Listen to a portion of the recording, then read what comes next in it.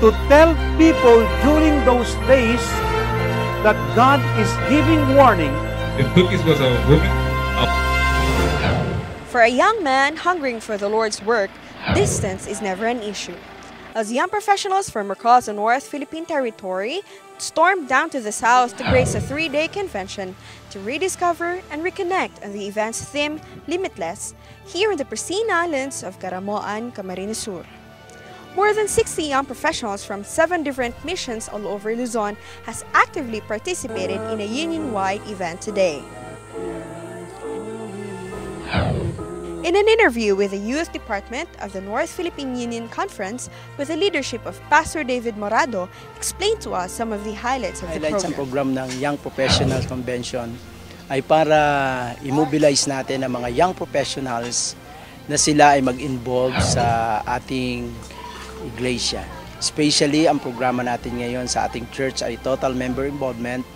The youth department will involve to this program, the total youth involvement, and we need to mobilize our young professionals to this program so that we can encourage them to involve, especially reaching other people, especially the young professionals in their workplace. Fellowship at makamit sila ng mga marahil yung kanilang mga magiging future partner para dalawa sila na sila ay involved, and then yung kanilang missionary spirit ay yun ang maging dahilan para yung kanilang buhay ay maging meaningful habang sila ay nag-work ay sila ay maka-involve sa gawain. Jenica Dizon, the president of the NPUC Young Professionals, shared the objectives of the organization and why it is essential to us. Ginagawa talaga natin tong convention na to para mas magkakilala yung mga iba't ibang Adventist, millennials, and young professionals, especially from different conferences sa buong Pilipinas in the North Philippine Union Conference. Ginagawa natin to para malaman kung ano ba yung mga pinagdadaanan nila, ano ba yung issues, challenges nila, at kung paano ba yung magagamit ng Panginoon para mas mapalakas, mapaigting yung testimony nila for the Lord. Para makita nating lahat kung paano pa tayo further magagamit ng Lord para sa ating iba't ibang mga pinagkakaabalahan sa ating day-to-day life, and at the end of the day to also bring together a community para mas ma-encourage natin ang isa't isa para sa ating pagpugay, pagbibigay glory to our Savior. Some of the delegates share the joy of the success of the program.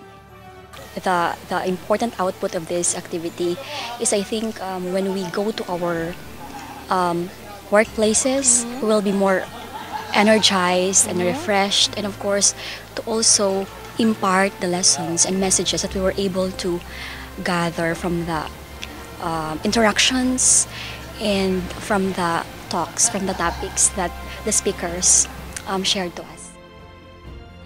Malalaman mo talaga yung kahalagahan, no, ng kung ano talaga yung dapat mong gawin at ano talaga yung kailangan mong i-share at ano ka dapat maging sa workplace mo, no, maging inspiration at maging mabuting ehemplo. Makita nila ang Panginoon lalo na sa'yo sa workplace. Probably I have a good. The NPUC President, Pastor Romeo Mangiliman, gave us a challenge. Gusto kong mangusap sa mga kabataan, lalo na sa mga young professionals.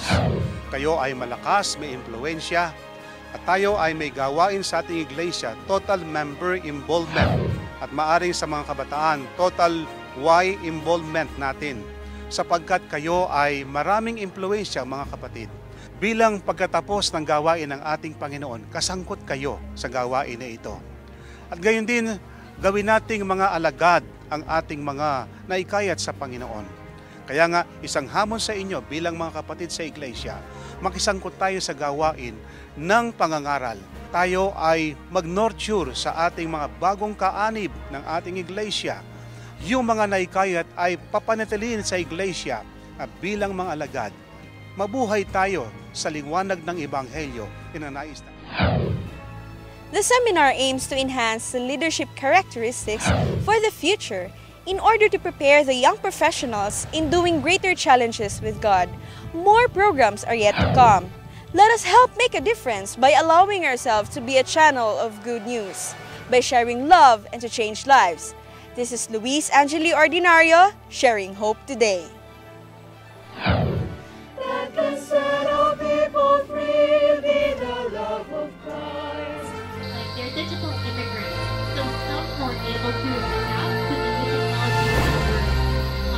do